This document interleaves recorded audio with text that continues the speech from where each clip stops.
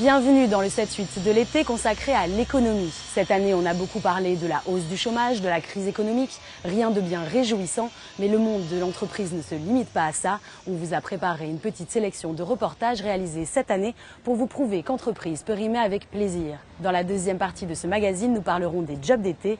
Vous verrez que dans le département, les étudiants peuvent travailler ailleurs que dans l'animation. Allez, on commence tout de suite avec quelques reportages sur le bien-être des salariés. Depuis 8 ans, les vergers de Galie livrent des fruits dans les entreprises. Un concept qui marche plutôt bien. Regardez ce reportage réalisé par Valérie Auribeau et Élodie Moine.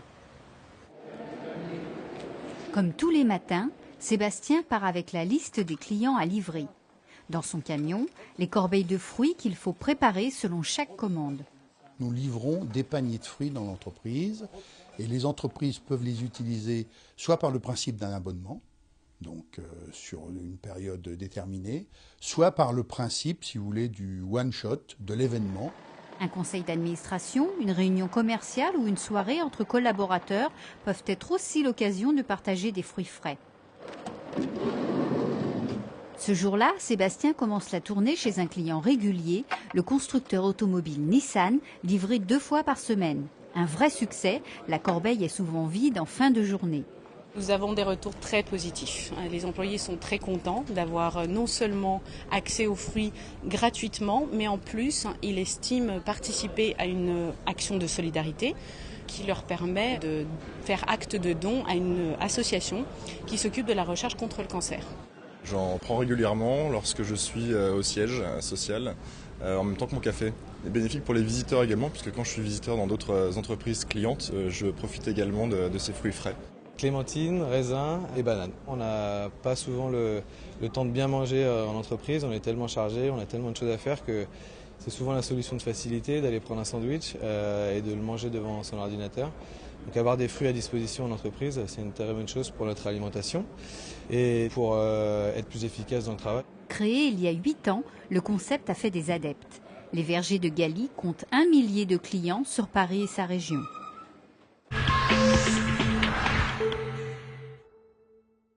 Autre démarche à destination des salariés, leur faciliter la vie lorsqu'ils ont des enfants. À Montigny-le-Bretonneux, une crèche inter-entreprise a ouvert en février dernier.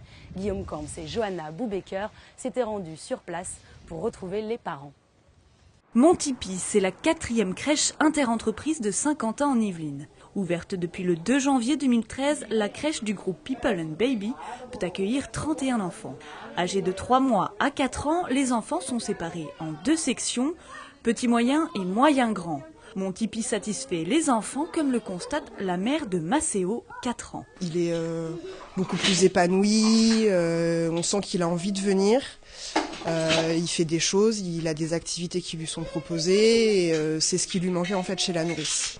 Déjà l'environnement, ils arrivent, c'est pas une télé, un canapé, c'est des jeux, c'est un environnement adapté pour eux, des tables à leur hauteur, et puis après voilà, il y a des activités, ils font des chapeaux pour Mardi Gras, voilà, on leur propose du dessin, de la peinture, c'est vraiment adapté pour eux. Montipi à Montigny-le-Bretonneux est accessible pour les parents employés chez Banque Populaire Val-de-France et du groupe Bouygues Construction. Avec des horaires flexibles, 8h, 19h, la crèche souhaite avoir des services supérieurs aux crèches municipales. L'architecture de la crèche, c'est très bien pensé. On a un matériel pédagogique. On est énormément gâtés et on a des professionnels diplômés, ce qui n'est pas le cas dans toutes les structures, dans toutes les crèches. Vous n'êtes pas obligé d'habiter la commune pour avoir une place. Votre seule contrainte à vous, finalement, c'est que soit le papa, soit la maman fassent partie d'une entreprise qui réserve des places. Et vous êtes sûr d'avoir votre place du tout petit âge du bébé jusqu'à ce qu'il parte à l'école. Et ça, c'est super parce que voilà, ça rend très serein et l'enfant et le parent, bien sûr. Pour les parents, le tarif est le même que pour les crèches municipales. Il varie de 87 centimes à 2,83 € par heure, selon les revenus et le barème fixé par la caisse d'allocation familiale. Couches, soins et alimentation bio, tout est fourni. L'entreprise adhérente cotise à la hauteur du nombre de places réservées.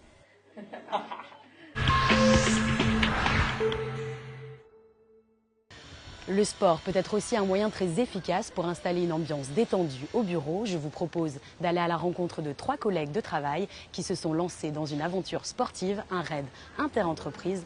Un reportage réalisé avec Jonathan Villeman, Sophie Val et Mélodie Locard. Siam, Chantal et Antonin se préparent pour une course sportive pas comme les autres, le trophée des entreprises. Ici, les équipes sont formées de collègues de travail et portent les couleurs de leur société. Pour les 3 compétiteurs, des maillots jaunes, car tous travaillent à la plateforme industrielle courrier de Bois d'Arcy, la PIC.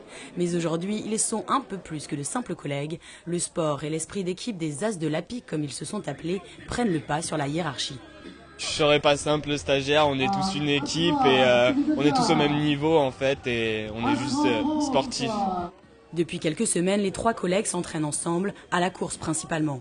Mais d'autres épreuves les attendent et Siam compte sur la complémentarité de l'équipe. Chantal, on y va. Tous les 3, on est complètement différents. Moi, c'est plutôt la course d'orientation, Naïm, c'est plutôt le VTT, et l'autre, c'est plutôt le canoë.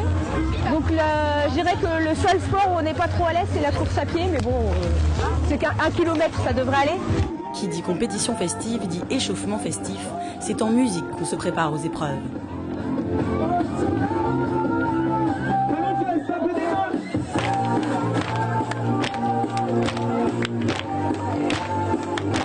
Les As de la PIC se prennent vite au jeu. À quelques minutes du début de la course, no stress.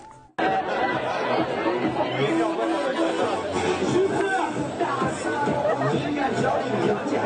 bien parce que ça nous permet de nous rencontrer en dehors du travail. Je vais continuer là, hein, d'accord, merci. Open Gangnam Style.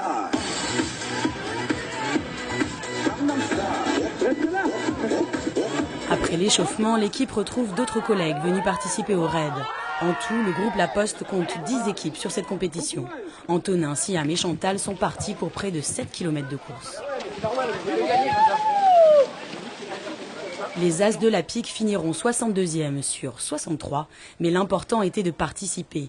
La course a-t-elle vraiment changé quelque chose dans leur relation? Pour le savoir, changement de décor, nous retrouvons les 3 compétiteurs sur leur lieu de travail. Je suis Siam, la responsable communication de la plateforme industrielle courrier de Bois d'Arcy. Et comme vous pouvez le voir dans la vie de tous les jours, je ne porte pas de jogging. Voilà, donc je suis habillée pour mon travail. Alors moi c'est Chantal, je suis technicienne qualité sur la PIC de Bois d'Arcy. Je m'appelle Antonin et je suis actuellement en stage à la PIC de Bois d'Arcy. J'ai troqué mon maillot jaune pour mon gilet noir de la Poste. Avec quelques stages à son actif, Antonin découvre le monde du travail. Participer à des événements sportifs entre collègues est une nouveauté pour lui et un moyen de mieux s'intégrer dans la société. On reparle de l'événement, des difficultés qu'on a rencontrées ou encore, c'est vrai que maintenant on en rigole du coup de ces difficultés, donc c'est sympa aussi. Et c'est vrai que ça a créé une cohésion de groupe que je connaissais pas vu que ça faisait pas longtemps que j'étais dans l'entreprise, donc c'est vrai que ça a tissé quelques liens. Antonin est le petit nouveau, mais Siam et Chantal se connaissent depuis 3 ans. À la base, simples collègues, elles se sont rapprochées il y a 1 an en participant ensemble à la Parisienne. 6 km de course en portant les couleurs de leur société. Depuis, elles ne s'arrêtent plus. C'est sorti du cadre du travail. Certaines font des entraînements ensemble. Et donc si on va ensemble, c'est le soir après le boulot. Donc on s'éclate aussi, même aux entraînements. Le sport, un moyen de créer du lien social et de renforcer le bien-être au bureau. Des notions de plus en plus recherchées par les salariés pour qui travail doit rimer avec plaisir. Quand j'échange avec mes collègues responsables communication, d'autres plateformes au niveau national, on voit quand même qu'il y a vraiment plus de projets autour du sport, du bien-être, du massage, de la nutrition. Au-delà de cette politique interne, le groupe La Poste est également sponsor de grands événements sportifs, notamment sur le trophée des entreprises.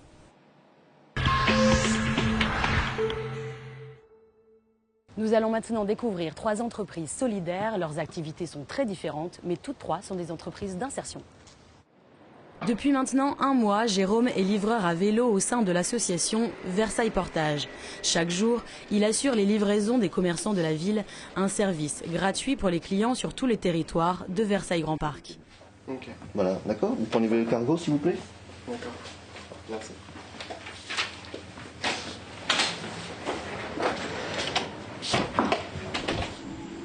Ce matin, il doit porter des boissons à une personne âgée sur Versailles. Première étape, récupérer les bouteilles commandées auprès du commerçant. Ce caviste est un des 85 adhérents de l'association, un service financé par les commerçants avec une participation de la ville et de l'État. T'as ça. Ça et ça. Ça va aller? C'est bon? Merci, à plus tard. La livraison est prête, Jérôme repart sur la route. Mais cette association ne vise pas qu'à renforcer le commerce de proximité et rendre service aux personnes âgées ou handicapées, c'est aussi une entreprise d'insertion. C'est aussi l'emploi des personnes éloignées, qui sont soit au chômage, soit qui ont eu des problèmes, des parcours difficiles. Un divorce, on peut se retrouver très très vite à la rue. Des personnes qui ont fait un petit parcours en prison pour des petits délits et on leur donne une chance. Nous retrouvons Jérôme qui arrive à destination. Pour lui, cet emploi signe la fin de 2 ans de galère. Et pour Chantal, c'est un service devenu indispensable. C'est très très pratique, on commence à vieillir un petit peu. C'est difficile pour nous de porter les caisses de vin et les packs de bouteilles. Et donc on trouve que c'est vraiment très utile. En 2012, près de 2500 personnes ont fait appel à l'association. Pour certaines personnes isolées, la venue de Jérôme ou d'un de ses collègues est la seule visite de la semaine. Certaines personnes, ça fait des mois qu'ils restent chez eux parce que soit ils se déplacent assez lentement, donc voilà. Donc ça nous permet de leur livrer un peu de tout. Jérôme reprend la route. Il pourra conserver ce travail 2 ans au maximum, le temps de reprendre pied et de pédaler vers d'autres horizons.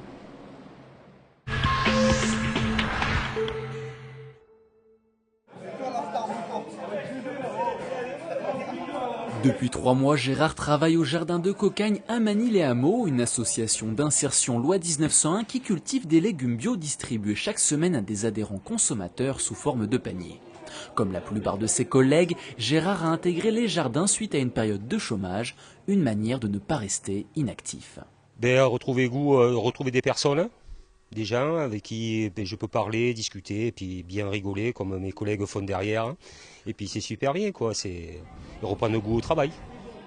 Pour certains, les jardins, c'est également l'occasion d'envisager une reconversion. Guy a travaillé pendant 12 ans dans les pompes funèbres. Du jour au lendemain, il s'est retrouvé sans travail. Orienté par Pôle emploi, il a frappé à la porte des Jardins de Cocagne en mars 2011 et découvert le métier qu'il souhaiterait exercer, maraîcher. Moi ici, mon quotidien, c'est travailler tous les jours ici. C'est super, je change de travail, je fais des mottes de terre, de terreau, que je sème déjà dans la serre, ici, puis que je récolte. En 2012, plusieurs personnes ont déjà récolté les fruits de leur travail. 4 ont trouvé un emploi et 2 une formation qualifiante.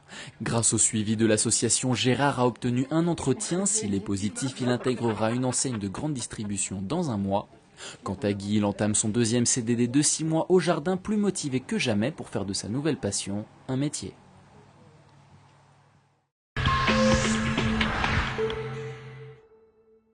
Didier Toquet, bonjour. Bonjour. Vous êtes directeur de Nouvelle Attitude, une entreprise spécialisée dans le recyclage de papier de bureau. Nous sommes d'ailleurs dans votre centre de tri à Coignères. L'autre aspect de votre entreprise, c'est l'aspect social. Vous avez été reconnu entreprise de réinsertion.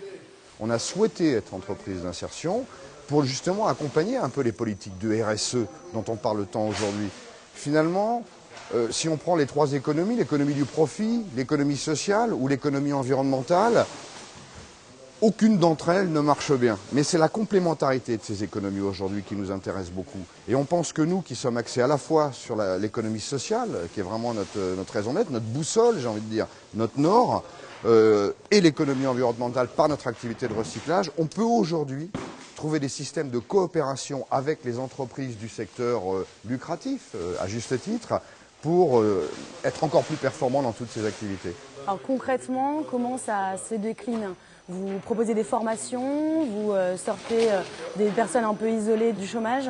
Alors, pour ce qu'on appelle les parcours d'insertion, c'est-à-dire des gens éloignés de l'emploi qui viennent chez Nouvelle Attitude, notre vocation, c'est que sur une période maximum de 24 mois, on retrouve un emploi pérenne aux personnes qui passent ici. On professionnise par ce qu'on appelle les métiers de valoristes. Valoristes collecte, ceux qui vont chercher le papier dans les entreprises, et valoristes entrepôt, comme vous pouvez le voir par exemple en ce moment, qui trient, qui conditionnent et qui préparent le papier. Ces métiers de valorisation des matières premières secondaires que l'on jette sont aujourd'hui des métiers d'avenir. Et ils permettent aussi de créer des passerelles particulièrement efficaces vers ce qu'on appelle les éco-industries. Quand on sait collecter, recycler, préparer le papier, on sait le faire pour le plastique, on sait le faire pour le carton, etc. Donc on pense que c'est vraiment des métiers d'avenir. Quand on accueille un candidat dans notre entreprise, on les fait suivre un parcours spécial. Pendant 4 mois, finalement, on regarde comment le candidat travaille, se comporte, respecte les instructions de sécurité, etc. Puis ensuite, pendant 8 mois, on va avec des chargés d'insertion, des personnels spécialisés, définir avec eux leur parcours professionnel et amener des formations qualifiantes qui vont vers ce parcours professionnel. Et notre dernière mission, qui est la plus importante quelque part, c'est de créer des passerelles vers l'emploi, donc vers les entreprises du secteur économique global. Et c'est là où on a des tas de choses à se dire encore sur 50 ans en Yvelines. Au-delà de cet aspect environnemental et social, le troisième volet, c'est l'aspect économique, parce que vous n'oubliez pas finalement d'être concurrentiel. Et votre entreprise fonctionne très bien.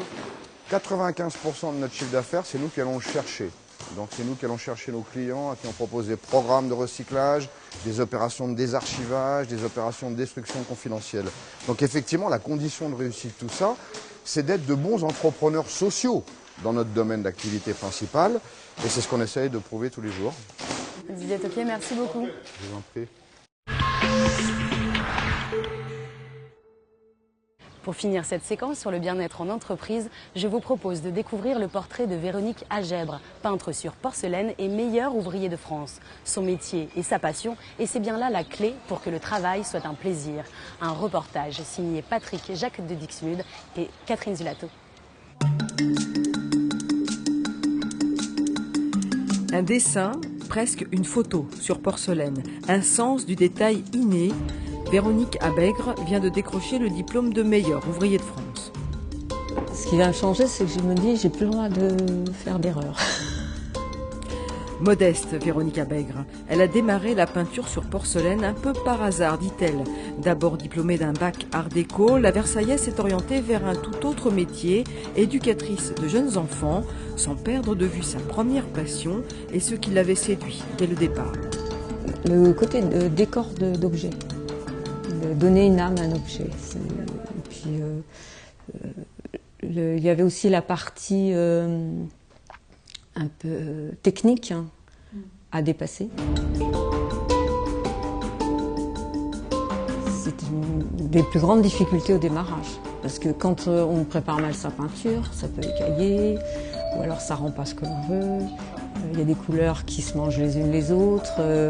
Quand on travaille l'or ou les métaux précieux, c'est autre chose, avec des cuissons différentes. Enfin, il y a vraiment une somme de connaissances à avoir.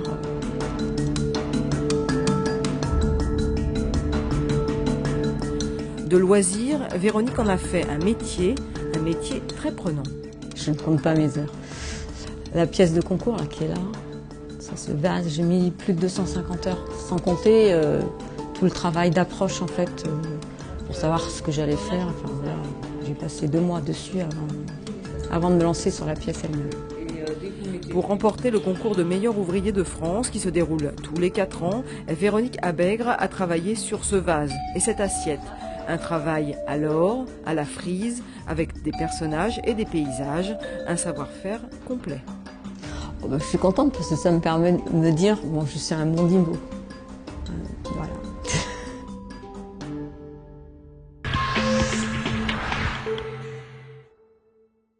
Pour cette fin d'émission, nous allons rencontrer des étudiants qui travaillent cet été. Ils ont trouvé des emplois peu classiques, que ce soit dans le lieu de travail ou dans l'activité.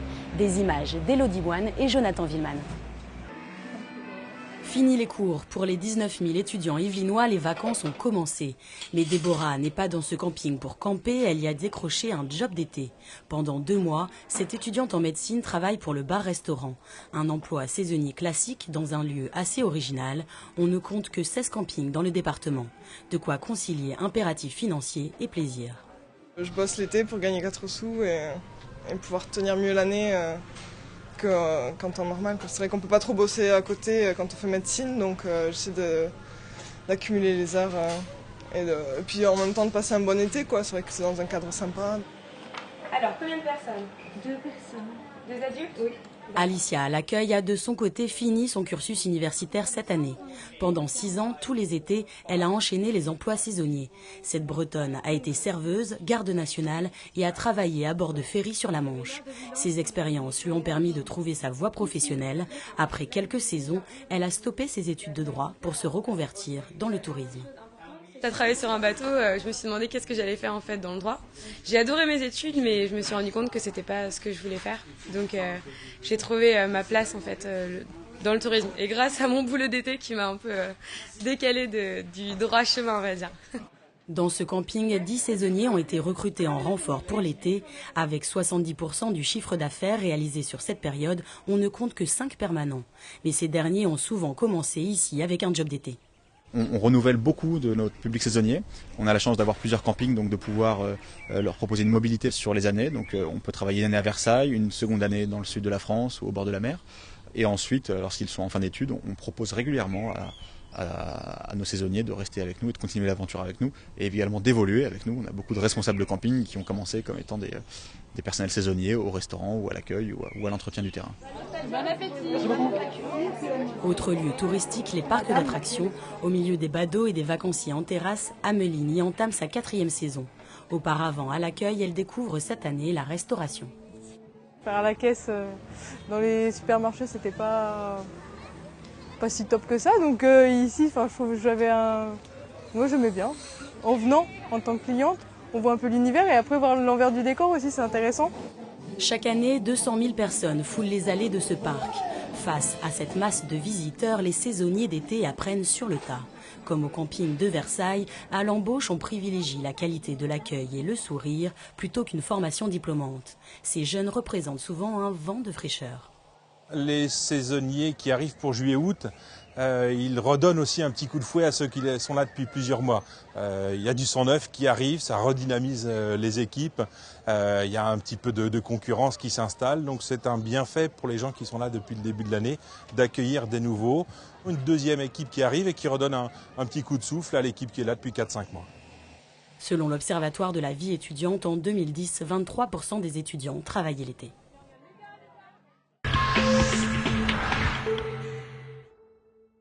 Et si job d'été rimait avec solidarité? Chaque année, le Conseil général recrute 150 étudiants pour rompre l'isolement des personnes âgées.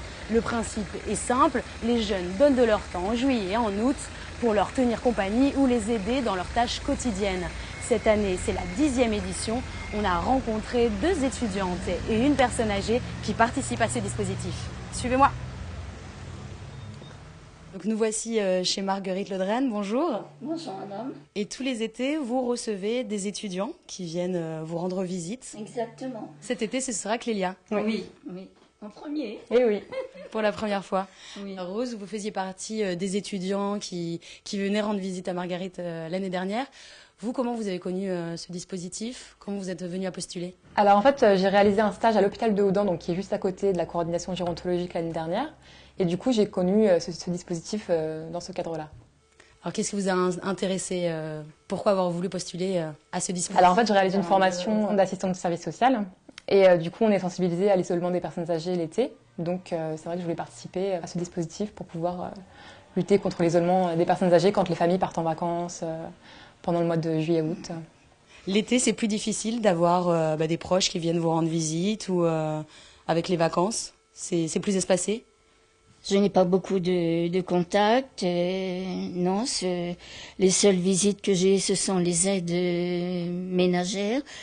Et puis, ce que j'apprécie beaucoup, c'est l'été, que j'attends beaucoup avec impatience. Du coup, vous allez retrouver Marguerite cet été? Oui, tout le mois de juillet, oui. Oui. Je vais devoir vous supporter. Eh oui. Vous avez déjà prévu des choses ou alors vous adaptez à chaque fois en fonction des personnes? On s'adapte toujours en fonction des personnes en fait. Ça dépend de ce qu'elles préfèrent faire. On s'adapte, ouais. Tout le monde est différent et justement c'est ça qui permet aucune journée sont pareilles en fait. Qu'est-ce que ça vous apporte concrètement? Ça apporte un sentiment je dirais pas fierté, mais on est heureux de pouvoir aider et de pouvoir rendre heureuses certaines personnes qui le méritent et qui sont isolées par exemple. Et Rose, de la même façon, Qu'est-ce que ça vous a apporté donc au quotidien? C'était surtout tenir compagnie finalement à Marguerite. C'est ça, tenir compagnie, voilà, des petits jeux de société, des choses comme ça pour se divertir. Et surtout se sentir utile et pouvoir aider les autres pendant nos vacances, quoi. Alors ce que vous m'indiquiez, vous avez gardé contact avec certains étudiants. Une, je ne me souviens pas du prénom, qui m'a adressé une carte pour le premier de l'an. Et je suis sûre que ça m'a beaucoup vous a touché. Ah oui, oui, oui. Très bien, merci beaucoup à toutes les trois. Je vous en prie. On vous souhaite du coup un bon été. Oui, oui, oui. Clélia retrouve Marguerite cet été. Rose, quant à elle, se rend dans des coins plus isolés à bord d'un véhicule spécialisé. Comme ces deux étudiantes, 150 jeunes participent à ce dispositif Yveline étudiant senior. Un roulement est établi. Chaque jeune travaille un mois sur l'été. Ils passeront chaque jour 4 visites à des personnes âgées isolées.